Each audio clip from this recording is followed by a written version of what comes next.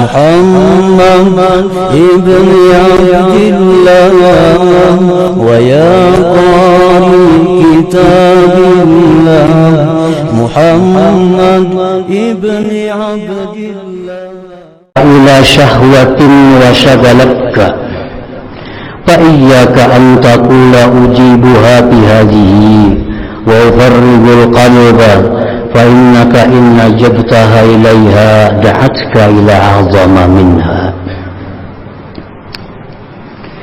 Apabila mengajak kepada engkau nafsu engkau kepada satu keinginan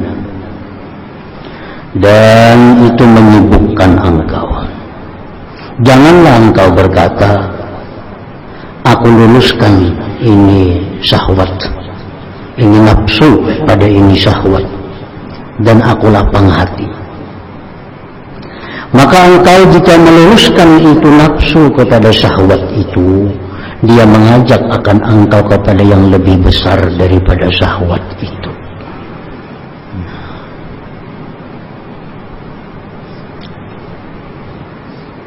Itu biasanya godaan daripada syaitan. Nah, kita ini sudah bagus nih, untuk ilmu sudah bagus, beribadah kita sudah teratur. Arti ibadah teratur itu ada amalan yang sudah kita jaga, zikir kita minta sekian sehari, salawat kita, Quran kita, sembahyang sudah atur, sudah bagus. Nah kadang-kadang ada bujukan nafsu, gawi ini. Kan itu memang gawi ini, ikam selesai, istirahat berapa lagi. Nah jangan dituruti itu, karena jarangnya istirahat itu dustainya. Karena bila kita gawi itu selesai, ada pulang datang menggana pada itu lagi. Nah itu sudah bagus beribadah, lancar sudah. Bagus sudah beribadah kita, ada peluang yang bagus, bisnis apakah misalnya. Nah ujar nafsu itu bagus, bisnis itu kalau kita menggawi ini bisnis itu untung 100 juta. 100 juta ambil, kalau kita istirahat setahun pensiun makan ambil itu. Nah, dia itu dulu pray mengaji, itu pray dulu beribadah karena apa, ambil 100. Jangan dituruti.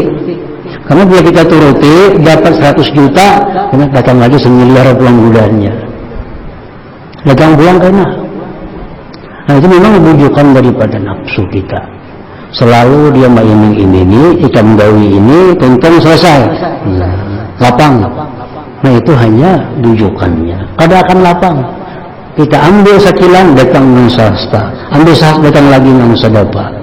Ambil sedapa, datang lagi nang 10 hektar umpamanya. Saya bilang tuh nafsu kita selalu mengajak kepada yang lebih besar.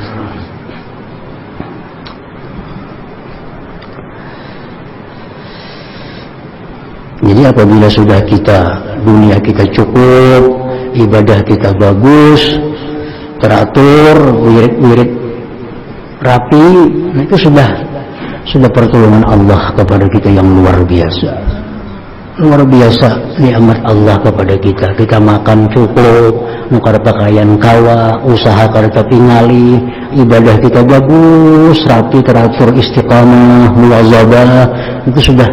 Jangan pindah lagi pada situ, jangan ditambahin macam-macam lagi, nah, karena akan merusak yang sudah ada, merusak yang sudah ada. La yablughul 'abdu haqiqatal iman hatta yajida fi muamalatil haqq ma yajidu ahlus syahawat fi syahawatihim minal ladzati wal halawah. Tidaklah sampai seorang hamba itu kepada hakikat iman. Kan iman ini kayak nyur.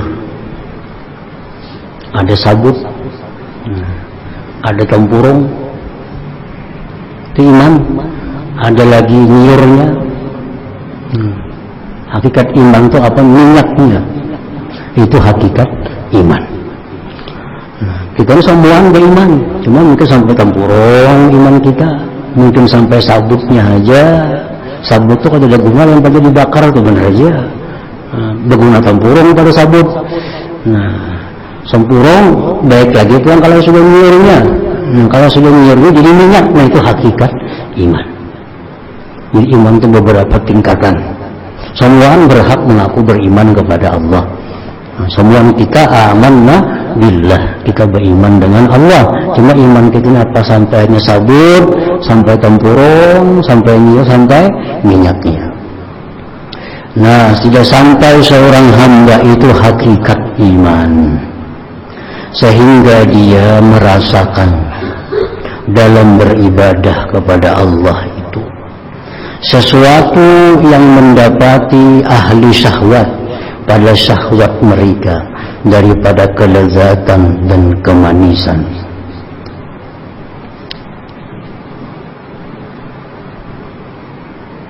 Jadi artinya bila kita beribadah itu belum ada merasakan satu kenikmatan, kita beribadah belum ada merasakan kenyamanan, berarti kita belum sampai kepada hakikat iman.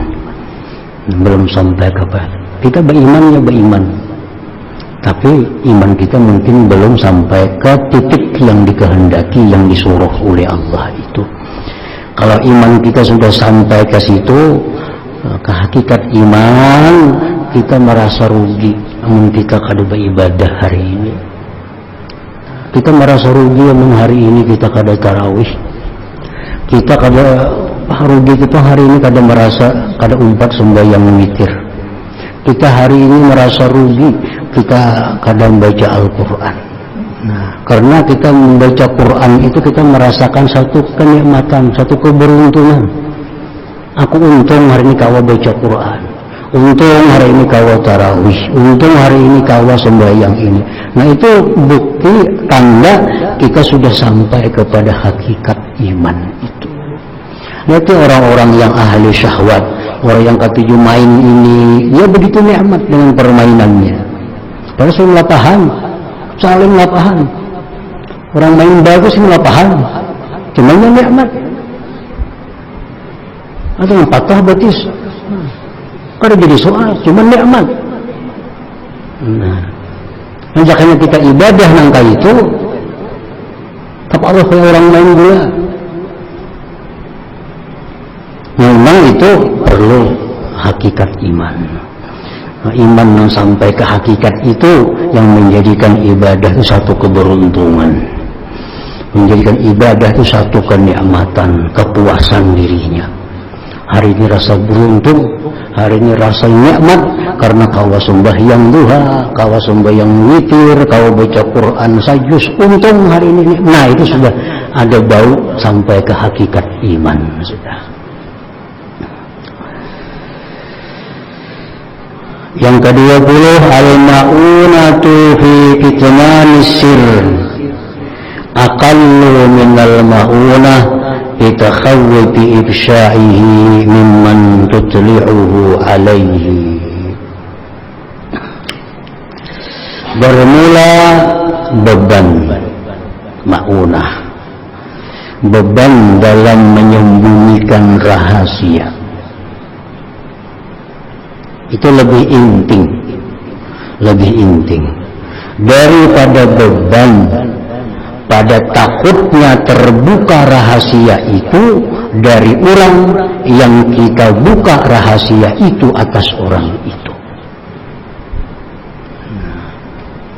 Kita ini ada satu rahasia, kita menyimpan rahasianya pasti ada beban. Kita menyimpan satu rahasia diri kita, nah, itu kita ada beban, menanggung beban. Tapi kalau rahasia ini kita buka kasih A misalnya, nah, bebannya lebih berat lagi. Jangan-jangan si A ini menyampaikan rahasia lawan A, lawan B, lawan C, makin parah lagi. Nah, jadi artinya apa? Bahwa yang namanya rahasia itu lebih baik kita simpan sorangan daripada rahasianya kita buka, karena kalau kita buka beban kita lebih berat lagi menahani supaya si ini orang jangan membuka rahasia itu. Karena kada kayak diri kita, kalau diri kita menahan satu rahasia ada beban cuma kada berat. Kalau sudah kita sampai kita buka ke orang lain, nah orang lain itu kita kada kawal lagi mengatur. Kalau kamu mengendalikan lagi, tentu bebannya akan lebih berat lagi.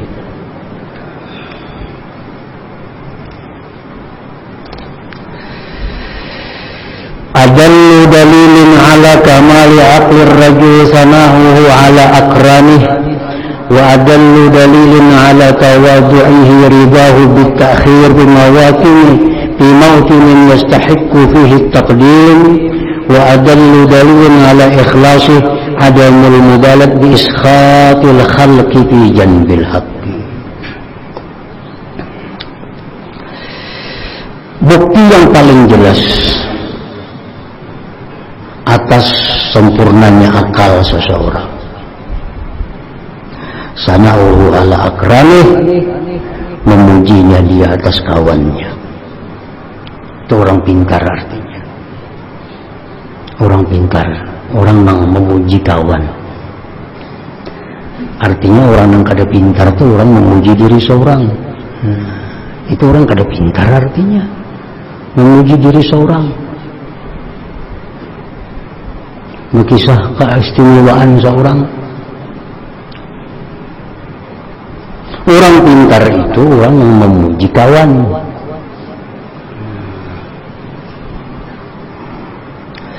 Dan dalil yang paling jelas atas tawadu seseorang, dia ridha.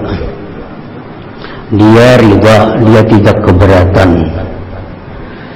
Nah, dikebelakangkan pada tempat yang dia berhak di tempat itu untuk dimajukan. Orang ini mestinya duduknya di muka nih. Disuruh orang kan ke belakangnya duduk, orang ada papainya. Kada jadi masalah. Nah, itu tanda orang tawadu. Kada keberatan didudukakan orang di belakang, padahal ini itu berhak untuk didudukkan di muka. Dan dalil yang paling di atas ikhlasnya seseorang, tiada peduli dimusuhi oleh makhluk Allah pada sisi Allah Subhanahu wa ta'ala. Artinya orang lain memusuhinya kada jadi soal selama yang dia kerjakan itu tidak bertentangan dengan Allah Subhanahu wa ta'ala. Yang kulakukan ini kada diharamkan oleh Allah. Yang aku lakukan ini kada bertentangan dengan adab tata cara agama. Perkara orang kada katuju itu urusan orang. Yang penting yang aku kerjakan ini Allah kada marah, kada bertentangan dengan hukum-hukum Allah. Nah, itu tanda yang jelas atas ikhlasnya seseorang dalam beribadah kepada Allah Subhanahu wa ta'ala. Nah, hingga situ ad-dunya syai'an. Muhammad ibn Abdillah wa ya qari kitabillah, Muhammad ibn Abdillah.